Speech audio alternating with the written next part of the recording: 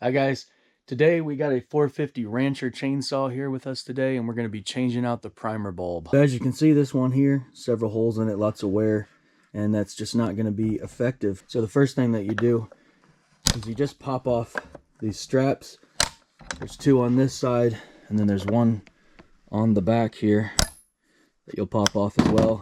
And after that, this top portion should come off relatively easy. You do have to work it around the bulb itself there, but then it will come off fairly easy, like so. This is also a good time to pop off your air filter and change it out if you have a new one, or at least clean that old one off. Mine's real nasty, it's almost embarrassing.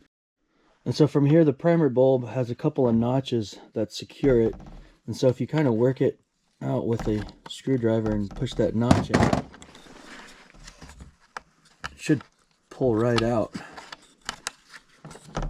As you can see, there's your line there. If you're not able to pull that out, pull the old one out. And you can remove this air filter assembly. There'll be 4 bolts that will hold that on.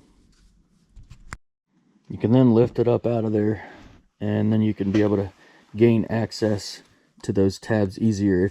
So you've got 2 different lines here. Try to pay attention to which one goes where when you take the old one off and put the same one on. But if you didn't, then that's okay. So the long hose is going to go on the long line, and the short hose is going to go on the short line. So the short hose will go back to the carburetor, and the long hose is going to go back to your fuel tank.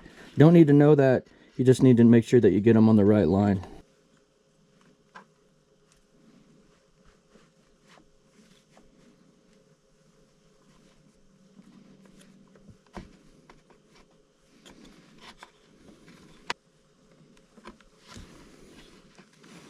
Alright, once your lines are on,